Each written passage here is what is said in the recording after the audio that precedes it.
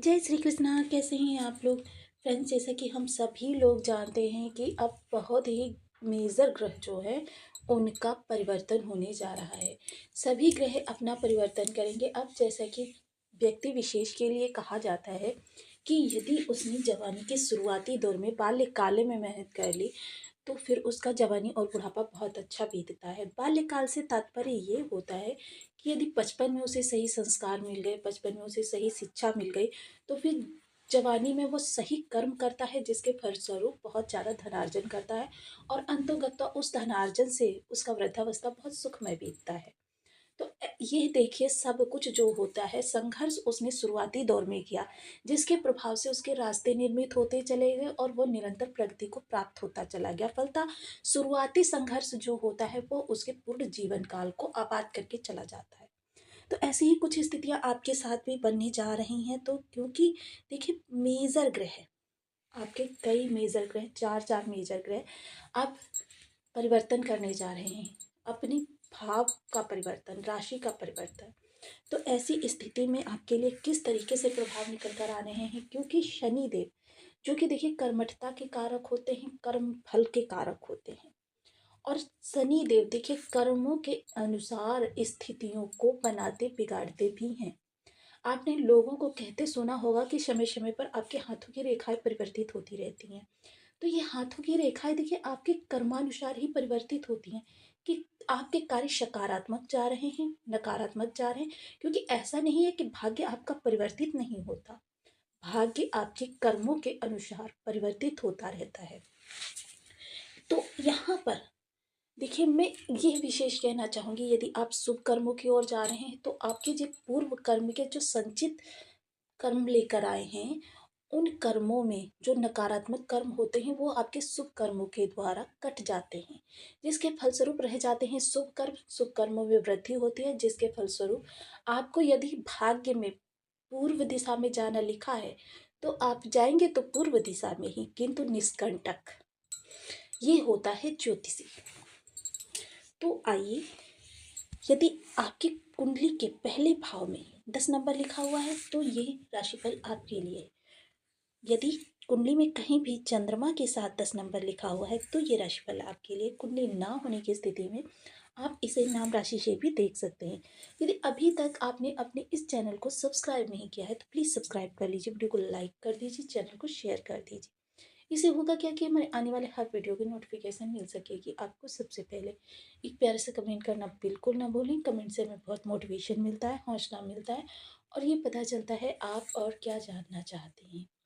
जैसा कि हम सभी लोग जानते हैं कि देखिए, शनि देव स्वराशि के बैठे हुए हैं और मूल त्रिकोण राशि में बैठे हुए हैं। शनि देव यहाँ पर देखिए जब भी बैठते हैं किसी भी भाव में, कोई भी भाव हो, स्थान वृद्धि करते हैं। किंतु इनकी जो दृष्टियां हैं वह देखनी पड़ती हैं कि वो शत्रु क्षेत्रीय दृष्टियां हैं कि मित्र क्षेत्रीय दृष्टियां हैं। अब कुंभ राशि में जब भी शनिदेव बैठेंगे तो इनकी दृष्टियां किस तरीके की होंगी? सबसे पहली तृतीय दृष्टि जाएगी, वो यहाँ पर मंगल का घर है। तो इस कारण से यहाँ पर जो इनको मंगल जो है शत्रु ग्रह है, तो मंगल से देखिए, मंगल के साथ ही विस्फोटक दोष का निर्माण करते हैं। और यहाँ पर आपके लिए यह दृष्टि इनकी शत्रु क्षेत्रीय दृष्टि है। सप्तम दृष्टि यहाँ पर जाएगी तो यहाँ पर 5 नंबर की राशि बनी हुई है। तो 5 नंबर की राशि सूर्य पिता पुत्र है, विच्छेदात्मक स्थिति है। तो यहाँ भी ये इनकी दृष्टि जो है शत्रु क्षेत्रीय दृष्टि है। दसम दृष्टि आपकी लाभ भाव पर जाएगी तो यहाँ पर जो इनकी दृष्टि है वो भी शत्रु क्षेत्रीय है, अगेन मंगल। तो ये देखिए तीनों दृष्टियां इनकी शत्रु क्षेत्रीय दृष्टियां हैं, किंतु फिर भी शनिदेव जाते जाते, क्योंकि मैंने आपको पूर्व में एक बार एक कथा सुनाई थी कि एक बार शनि और लक्ष्मी माता में विवाद हो गया। विवाद बढ़ता बढ़ता काफी उग्र रूप धारण कर गया। तो ये बहुत से देवी देवताओं के पास गए और इन्होंने उनसे पूछा कि मैं श्रेष्ठ हूँ या मैं श्रेष्ठ हूँ। दोनों ही लोगों ने पूछा। तो कोई भी ना तो शनिदेव को नाराज करना चाहते थे ना माता लक्ष्मी को, इसलिए सभी ने उन्हें सलाह दी कि वो भगवान विष्णु के पास जाए। तो भगवान विष्णु के पास जाकर उन्होंने अपने प्रश्न को दोहरा दिया। चिर परिचित मुस्कुराते हुए श्री विष्णु भगवान बोले कि आप दोनों उस वृक्ष के पास जाइए और वापस आने पर मैं आपको इसका उत्तर दूंगा। तो दोनों ही लोग उस वृक्ष के पास गए और वापस आकर पुनः वही प्रश्न किया। तो माता लक्ष्मी जी, तो भगवान विष्णु जी ने कहा कि शनिदेव जी, आप मुझे जाते हुए बहुत अच्छे लगे। और लक्ष्मी जी से बोले, आप मुझे आती हुई बहुत अच्छी लगी। भगवान विष्णु का उत्तर सुनकर दोनों ही संतुष्ट हो गए और अपने अपने धाम को गए। तो इस तरीके से हमने देखा, जाते हुए शनि जो हैं आपके लिए बहुत कुछ लेकर आते हैं। और साढ़े साथी, जैसा कि हम सभी लोग जानते हैं, हर व्यक्ति के जीवन में 2 से 3 बार अवश्य आती है। एक बार जब बाल्यकाल में आती है तो उसके गार्जियन को प्रभावित करती है, पिता दादा जो भी उस घर में कमाने वाला सदस्य होता है उसको प्रभावित करती है। उसके बाद में जो साढ़े साथी आती है वह स्वयं व्यक्ति को परेशान करती है। और जब वृद्धावस्था में साढ़े साथी आती है, क्योंकि जैसा कि हम सभी लोग जानते हैं कि ये हर 22 वर्ष में व्यक्ति के ऊपर आती है, तो ये अपने प्रभाव बहुत विस्तृत रूप से देती है। हालांकि देखिए, कभी कभी तो व्यक्ति की इतनी दयनीय स्थिति हो जाती है कि उसे दाने दाने को मोहताज हो जाना पड़ता है और अन्यत्र दर बदर ठोकर खानी पड़ती हैं। किंतु देखिए, इस समय जो ये आपके नित्य प्रति कोई ना कोई राजयोग निर्मित हो रहा है। अब कोई भी राजयोग निर्मित होता है तो राजयोग का प्रभाव धन के रूप में आपको तभी प्राप्त होगा जब वो आपकी अरिष्टता को चारों तरफ से काट देगा। अब पता चला कि आपके पास धन तो आ गया किंतु आपकी अरिष्टता बनी हुई है। जब तक अरिष्टता समाप्त नहीं होगी, रास्ते का पत्थर हटेगा नहीं, तब तक आप आगे कैसे बढ़ेंगे। आप समझ लीजिए कि यदि आप जीवन में अपने सही तरीके से कार्य कर रहे हैं, आपका शरीर सुरक्षित है या फिर आपके पारिवारिक रिश्ते सुरक्षित हैं, तो फिर समझ लीजिए ये कहीं ना कहीं उन राजयोगों का ही प्रभाव है, क्योंकि साढ़े साथी इन सभी चीज़ों से आपको अलग करने का कार्य करती है। तो ये जाते हुए शनिदेव इस समय पर सबसे पहले आपके जो देखिए धन भाव में बैठे हुए हैं।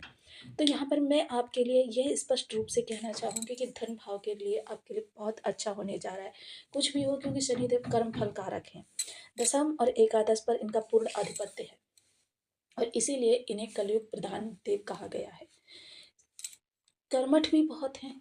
जब भी ये किसी व्यक्ति से कुछ करवाना चाहते हैं तो शुरुआत में उससे संघर्ष बहुत करवा लेते हैं, और जब व्यक्ति से संघर्ष बहुत करवा लेते हैं तो व्यक्ति के जीवन में खुशियां भी अपार भर देते हैं, क्योंकि इनके समान देने वाला ग्रह भी कोई नहीं है। तो शनि देव यहाँ पर आपके लिए बहुत ही सुखमय स्थितियों का निर्माण करने जा रहे हैं, क्योंकि ये 3.25 माह का जो समय बचा हुआ है, जैसा कि मैंने आपको बताया कि 29 मार्च 2025 को शनिदेव अपना राशि परिवर्तन करेंगे और ये आपके दृष्टाय भाव यानी कि तृतीय भाव में आ जाएंगे, जिसके कारण से आपको बहुत अच्छे इनके वहाँ भी प्रभाव प्राप्त होंगे, क्योंकि यहाँ पर आकर ये अति विशिष्टकारी हो जाते हैं। और ये कर्म का भाव है, तो कर्मठता आपकी बढ़ जाएगी। जाहिर सी बात है, जब कर्मठता बढ़ जाएगी तो फिर आपके जीवन में खुशियाँ भी आनी स्वाभाविक है। ऐसी स्थिति में देखिए, स्पष्ट रूप से कहूँ कि धन के लिए आपके लिए बहुत अच्छा होने वाला है। कुटुंबियों से आपके रिलेशन अच्छे होंगे। वाणी इस दौरान आपकी, देखिए वाणी में तो कोई बदलाव नहीं होगा कि आपकी वाणी सत्य बोलने वाली होगी, किंतु हाँ, अब उसमें इतना ठहराव आ जाएगा कि वह बोलने से पहले एक बार विचार अवश्य करेगी कि सामने वाले व्यक्ति को ये बात कहनी उचित है या फिर अनुचित है। वहीं खान पान के प्रति देखिए आप काफ़ी उदासीन रहते हैं, ये चीज़ आपकी निश्चित है। धन संचयन होगा, पैतृक संपत्ति का लाभ प्राप्त होगा। वहीं जो इनकी शत्रु क्षेत्रीय दृष्टियां हैं, वहां से संबंधित आपको इस अभी भी परेशानियों का सामना करना पड़ेगा। परेशानियों का सामना किस तरीके से पड़ेगा, देखिए तृतीय दृष्टि जो मंगल और शनि का योग बना रही है, आपके घर में इस समय हो सकता है कलह का वातावरण बन जाए या फिर कोई इस प्रकार की स्थिति बन जाए कि आपके सामने मानसिक चिंताएं बढ़ जाएं। ये चीज़ें आपके साथ होंगी। सातवीं दृष्टि जब आपके अष्टम भाव पर जाएगी, आपका कहीं पर धन अटक सकता है या फिर आपके कुछ ऐसे मित्र हो सकते हैं जो मित्र आपके धन को ऐसी जगह पर इन्वेस्ट करवा दें जहाँ पर कि आपका वो पैसा डूब ही जाए। ससुराल पक्ष से आपके संबंध खराब हो सकते हैं, विशेषकर साली और साले के साथ। दसम दृष्टि लाभ भाव पर जाएगी तो लाभ के कोई रास्ते आप स्वयं ही बंद कर सकते हैं, या फिर आप की ही थोड़ी असावधानी के कारण ये सारी चीज़ें आपकी व्यथित हो जाए। किंतु देखिए, इन सभी चीज़ों को सुधारा जा सकता है, रोका जा सकता है। जैसे कि मैंने आपको पूर्व में बताया कि किसी भी ग्रह के अरिष्ट प्रभावों को हम कम कर सकते हैं अपने उपायों के द्वारा। शनि की कुछ विशेषताएं होती हैं कि शनि को जो जातक होता है, यदि शनि की विशेष कृपा चाहिए तो सबसे पहले उसे नम्र पर होना पड़ता है। कैसी भी सिचुएशन हो उसको नम्रता से ही उसे सुलझाना होता है। ऐसा नहीं है कि आपने अहंकारवश, क्योंकि राहु आपके तृतीय भाव में बैठे हुए हैं, आपके अंदर अहंकार बहुत ज़्यादा भर रहे हैं। राहु का ये अहंकार आपके शनि के लिए हानिप्रद हो सकता है। और शनि कर्म फलदाता है, ये चीज़ आप बिल्कुल भी, क्योंकि लॉजिक से मैं सदैव समझाती रहती हूँ, कर्म अच्छा होगा तो लाभ बढ़ेगा, लाभ बढ़ेगा तो धन संचयन होगा, धन संचयन होगा तो परिवार में खुशियाँ आएंगी। देखिए, आवश्यकताओं की पूर्ति तो किसी ना किसी तरीके से होती रहती है, किंतु जब लाभ बढ़ता है तभी आपके लाभ में वृद्धि होती है और धन वर्षा होती है, और परिवार में आप नित नई खुशियों का आगमन होता रहता है। बाहर घूमने के लिए जा सकते हैं, परिवार में लग्जरी चीज़ें ला सकते हैं। ये सारी चीज़ें आपकी धन की बढ़ोतरी के साथ ही होती हुई दिखाई देगी। तो इस तरीके की आपके लिए स्थितियाँ निर्मित होंगी।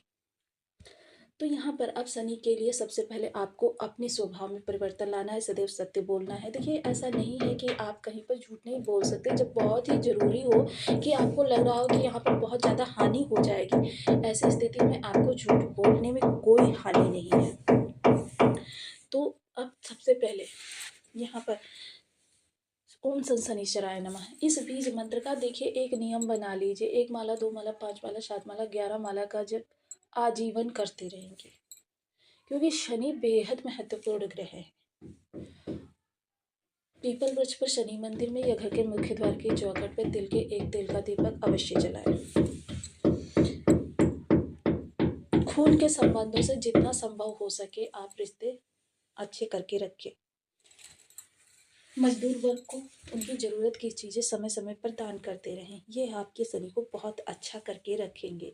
इसके अलावा जब कब आप देखिए, ऐसे ही मेडिसिन्स वगैरह का दान कर दिया करें, शिक्षा का दान कर दिया करें। अपनी थाली में से एक ग्रास टुकड़ा कौओं को अवश्य दें।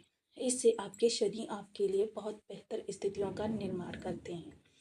यहाँ पर एक चीज़ और विशेष हो जाती है कि शनि और मंगल, क्योंकि देखिए मंगल भी आपके दो दृष्टियां जो हैं मंगल के स्थान पर जा रही हैं, तो इसलिए जो वो रोटी बनाए आप, घर की पहली रोटी, उस रोटी को थोड़ा सा मीठा कर लीजिए और उसकी आधी रोटी जो है गाय को खिलाएं, और आधी रोटी जो बच जाती है उसके 2 टुकड़े करें।